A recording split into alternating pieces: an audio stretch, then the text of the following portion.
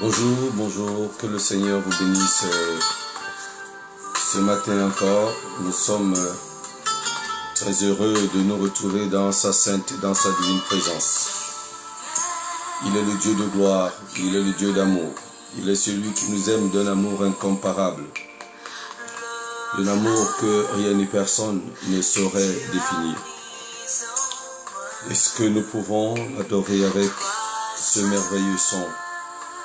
Seigneur, viens ranimer le feu que tu as mis en moi. Alléluia.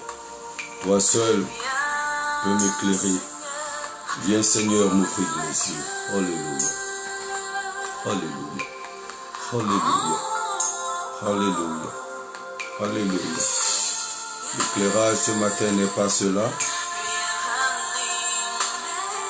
mais nous suivrons la parole du Seigneur. Nous bénirons, nous élèverons notre Dieu, notre Roi. Alléluia.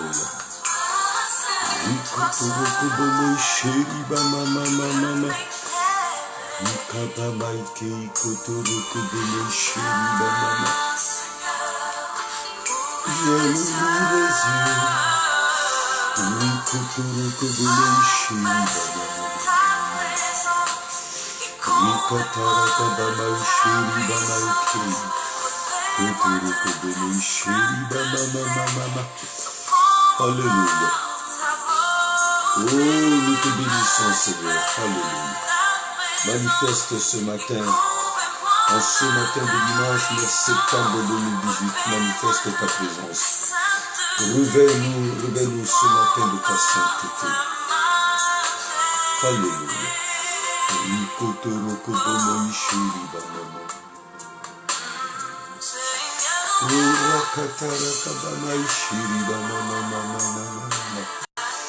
Oh Seigneur, viens ranimer le feu que tu as mis en moi.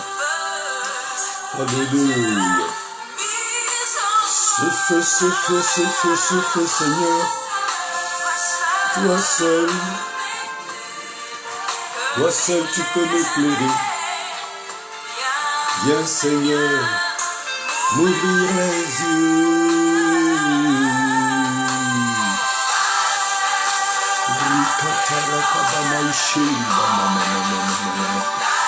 Oh Seigneur, ce matin nous te prions. Viens ranimer le feu que tu as mis en nous. Surprends-nous ce matin par ta beauté. Manifeste ta puissance, manifeste ta présence. Comble-nous, Seigneur, ce matin de ta puissance. Révèle-nous ce matin de ta sainteté. Surprends-nous par ta beauté, par ta majesté, par tes bienfaits, par tes effets. Nous implorons ta grâce et ta faveur. Nous implorons ta grâce et ta faveur. Que ta présence ce matin impacte nos vies. Que ta présence ce matin influence notre être et couvre notre passé. Couvre notre passé. Que ta présence ce matin nous fasse oublier les offenses contre nous. Oh Seigneur, par ta présence ce matin, donne-nous de pardonner. Et donne-nous d'être pardonnés. Remplis-nous d'amour. Libère-nous de toute haine, de toute colère, de tout ce qui peut nous empêcher de voir ta gloire. Par ta présence ce matin, libère-nous de toute mentalité négative, de toute mentalité rétrograde, de toute disposition, oh mon Dieu et mon roi, toute disposition psychologique à croire ce qu'on ne devrait pas, à accepter ce qu'on ne devrait pas. Que ta gloire descende ce matin sur nous, en quelque lieu où se trouve quelqu'un qui regarde en ce moment cette vidéo, que ta présence descende sur lui, que ta présence impacte sa vie, que ta présence influence son être, au nom de Jésus, que ta gloire descende et se manifeste, Seigneur. Tu es notre rocher et notre salut est en toi. Oh, nous t'élevons, Seigneur. Nous t'exaltons, notre Dieu, notre Roi. Alléluia. Sois glorifié, Père éternel. Sois magnifié. Seigneur, je te bénis. Je te bénis parce que tu es infiniment bon. Parce que tu es infiniment bon. Alléluia. Alléluia. Alléluia. Merci, Seigneur Jésus-Christ. Que le Seigneur vous bénisse encore. Vous qui déjà être connectés. Que la grâce du Seigneur vous couvre de son merveilleux amour. Je suis très réjoui de vous retrouver ce matin. C'est pas facile de se lever, surtout de commencer à faire des vidéos à 7 heures. Mais le Seigneur m'en accorde la grâce. Alors qu'il vous bénisse pleinement.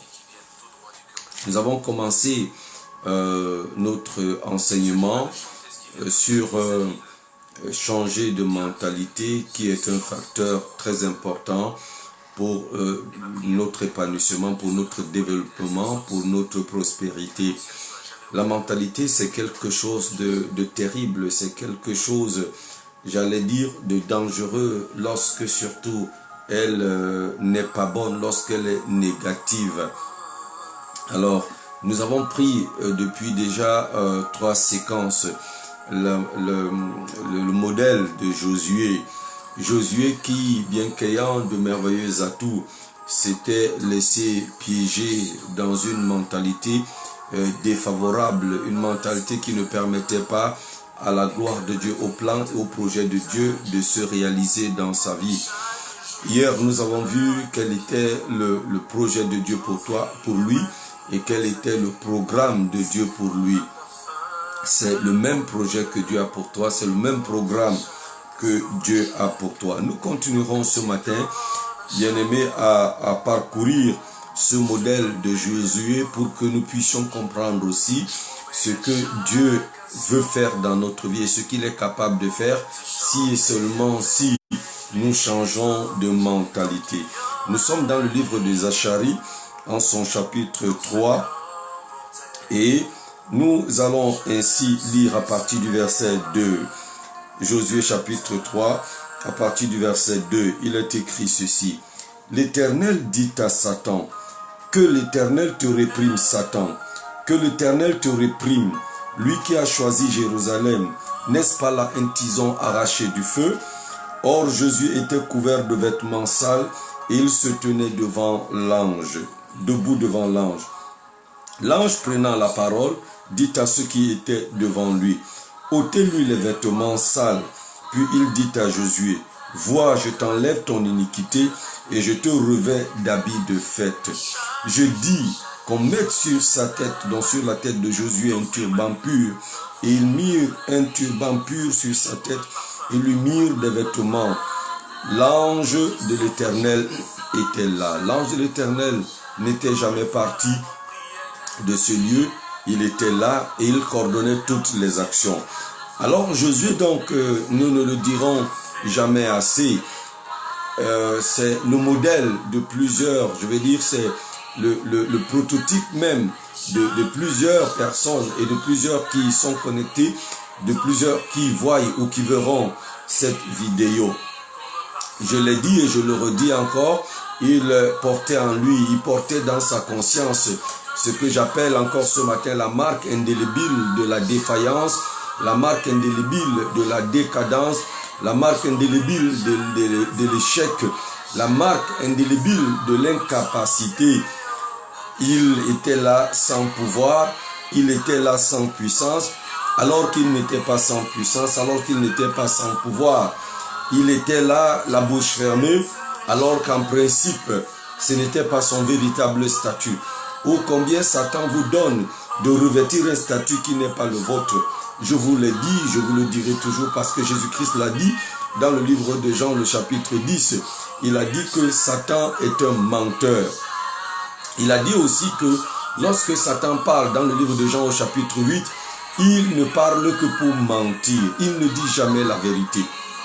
Pourquoi donc croire à ce que Satan te dit? Pourquoi croire aux insinuations de l'ennemi pour reculer, pour t'arrêter? N'as-tu jamais lu que dans le jardin d'Éden, lorsque Adam et Ève ont découvert qu'ils étaient nus, Dieu est venu, ils se sont cachés.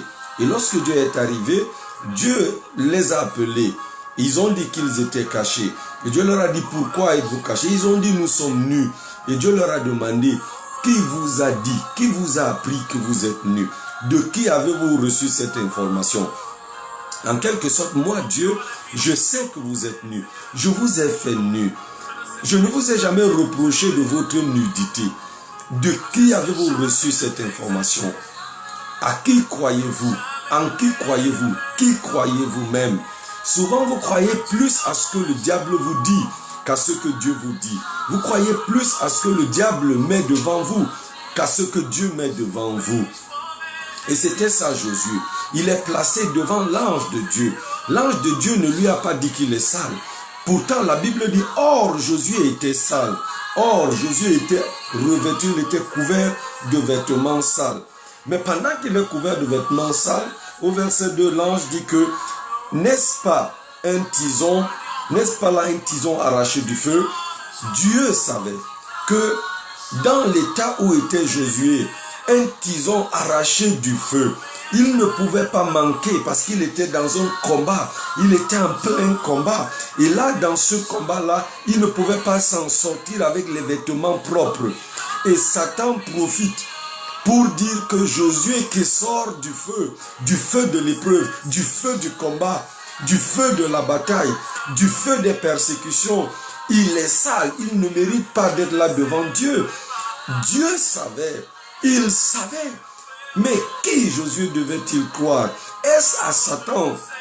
Est-ce à lui-même? Est-ce à ses propres yeux? Qu'est-ce que tu vois sur toi? Qu'est-ce que tu comprends sur toi? C'est pas ce qui intéresse Dieu. Ce qui intéresse Dieu, c'est ce que lui pense de toi. C'est ce que tu dois faire maintenant. C'est ce que tu dois devenir. C'est ça le problème de Dieu. Voilà le souci de Dieu.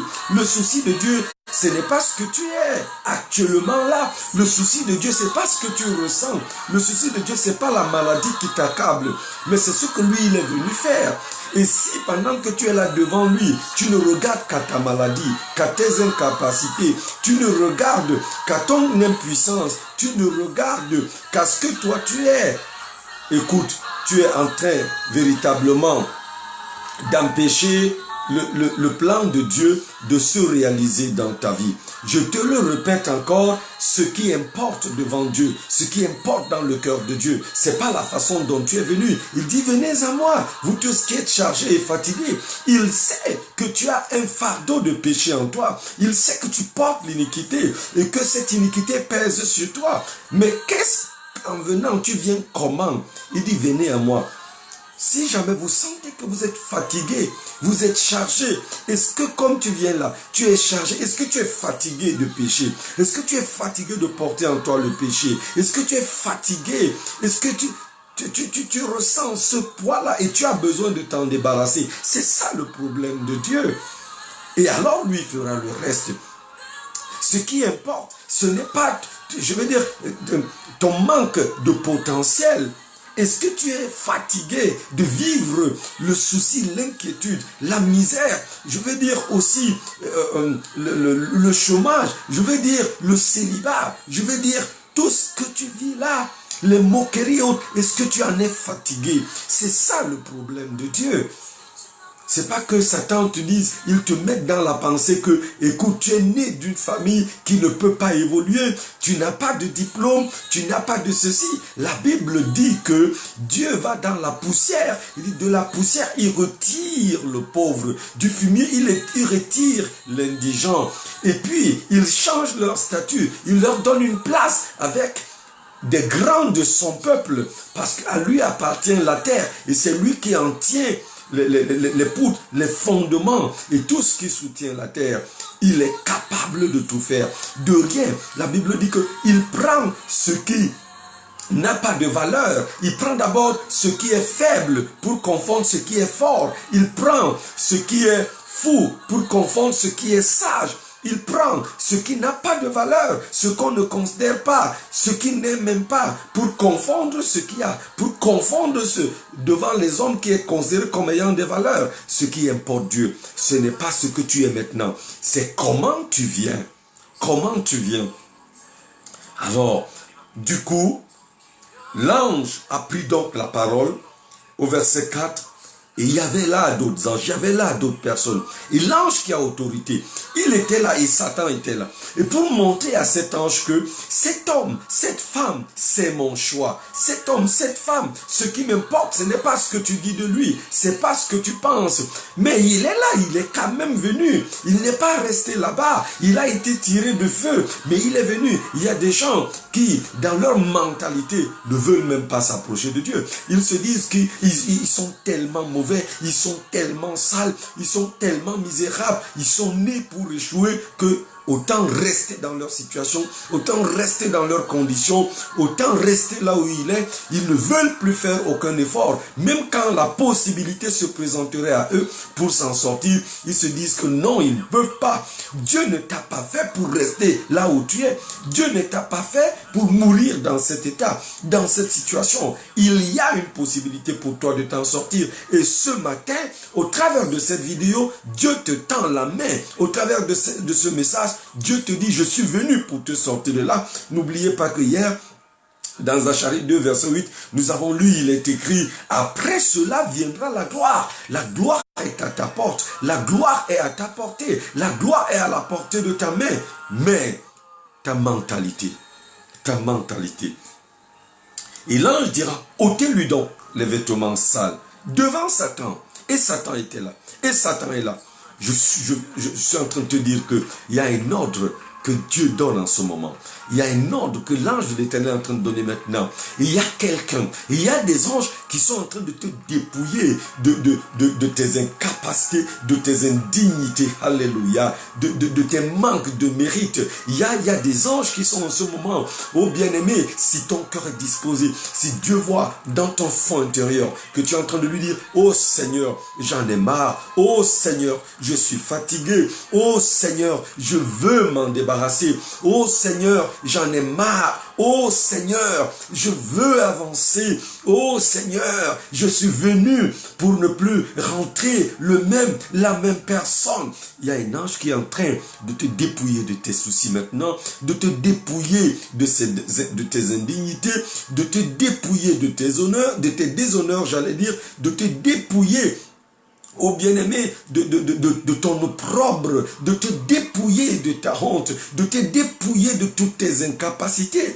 Dieu donne l'ordre maintenant. Et quelque chose, alléluia, est en train de se passer dans ta vie. Quelque chose est en train de se passer dans ta vie. Je peux le ressentir depuis ici. Quelque chose est en train de se passer dans ta vie. Et il est dit, puis l'ange se retourne et dit à Josué, vois, je t'enlève le problème, je t'enlève l'iniquité, je t'enlève le péché, je t'enlève la maladie. Vois, je t'enlève et je te revêts maintenant d'habits de fête. Hey! Il y a quelque chose qui est en train de se passer dans ta vie maintenant. Dieu est en train de réaliser quelque chose de merveilleux en ce moment dans ta vie. Dieu est en train de faire quelque chose de formidable, quelque chose d'inimaginable. Alléluia. Tu peux le ressentir sur ton corps. Tu peux le ressentir dans ton cœur. Tu peux le ressentir maintenant sur ta tête. Il y a quelque chose qui est en train de se passer. Il y a quelque chose qui est en train de se réaliser maintenant. Il y a quelque chose qui est en train de se réaliser maintenant. Oh, je bénis le Seigneur. Je bénis le Seigneur pour ce qui est en train de se passer dans ta vie. Il y a quelque chose. Il y a quelque chose. Il y a quelque chose. Oh, Seigneur, agis. Seigneur, agis maintenant. Agis maintenant. Agis maintenant. Enlève cet opprobre. Enlève cet opprobre. Enlève-lui cet opprobre. Enlève-lui cet opprobre. Enlève-lui cette honte-là. Enlève-lui cette détresse. Enlève-lui cette détresse. Enlève-lui cette iniquité. Enlève-lui cette culpabilité. Enlève, Seigneur, enlève-lui cette culpabilité, enlève-lui cette maladie, oui, cette douleur, enlève-lui cette douleur, enlève-lui cette douleur, enlève-lui cette douleur, essuie ses larmes ce matin. Essuie ses larmes ce matin. Enlève-lui ses vêtements sales, ses vêtements de moquerie. On s'est assez moqué de lui, on s'est assez moqué d'elle. Enlève-lui ce vêtement, enlève-lui ce vêtement. Je te prie en ce moment, ôte-lui ses incapacités, au nom du Seigneur Jésus, au nom du Seigneur Jésus, au nom du Seigneur Jésus, et révèle-lui de vêtements de fête. Que la joie vienne dans sa vie. vie, que la fête commence dans sa vie, que la fête commence dans sa vie, que la fête commence dans sa vie, que la fête commence dans sa vie, que la fête commence dans sa vie, que la joie commence dans sa vie, que la paix s'établisse dans ce corps troublé, dans cette tête troublée, dans cette tête troublée, dans cette tête troublée, dans cette tête troublée. Agis, Père. Agis, Père, en ce moment, au nom puissant du Seigneur Jésus. Quiconque regardera cette vidéo, même si c'est après un an, je prie en ce moment, Seigneur, que cette prière agisse dans sa vie, que cette prière agisse dans sa vie, que cette prière agisse dans sa vie, au nom puissant du Seigneur Jésus, au nom puissant du Seigneur Jésus. Manifeste ta grâce, manifeste ton amour, manifeste, ô Père, ta fidélité. Je te prie au nom de Jésus, je te bénis, Seigneur Jésus-Christ, pour ce que en ce moment, ô Père, tu as réalisé, pour ce que tu as manifesté. Sois glorifié, Seigneur. Sois magnifié, Père éternel. Alléluia. Je t'adore, Seigneur. Je t'adore, Seigneur. Je t'adore pour ton œuvre parfaite, pour ton œuvre excellente, pour ton œuvre merveilleuse. Sois magnifié, Seigneur. Alléluia. Merci, merci pour ta puissance. Merci pour le revêtement de ta grâce. Merci pour le renouvellement de la foi et de la confiance en toi. Sois célébré à jamais, Père, au nom vivant du Seigneur et du Sauveur Jésus-Christ. Que le Seigneur vous bénisse, qu'il vous comble de son amour et de sa fidélité. Je vous invite d'ailleurs à la suite de cette vidéo, à une autre que je ferai ce soir lorsqu'il sera 20h. Lorsqu'il sera 20h, je vais faire une autre vidéo pour continuer ce merveilleux enseignement sur le changement de la mentalité qui est un facteur très important pour ton développement, pour ton épanouissement. Surtout ne manque pas et rassure-toi que tu as invité tes contacts à se connecter. C'est toujours une bénédiction que d'amener quelqu'un d'autre à suivre et à écouter avec toi. Alors que Dieu te bénisse. Pour ceux-là qui ce matin sont dans la zone de Yaoundé, je vous invite encore à ce programme merveilleux qui est intitulé « Voici, j'envoie mon ange devant toi pour te protéger en chemin et te conduire dans le lieu que j'ai préparé pour toi. » Ce sera du côté de Mvogada Montesquieu. Mvogada Montesquieu, donc Mvogada juste derrière la station MRS qui est en face du collège Montesquieu. Mais pour y accéder, on passe par devant l'hôtel Mirador. Il y a un accès non bitumé qui est en face de l'hôtel Mirador. Vous prenez cet accès non bitumé et vous contournez pour venir derrière la station. Vous allez voir, il y a une piste et puis il y a une chapelle. Là, ce n'est pas à se perdre.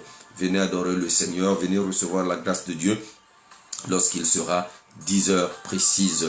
Que le Seigneur vous bénisse encore, qu'il oigne votre journée de grâce et d'une onction fraîche au nom du Seigneur Jésus-Christ. Amen.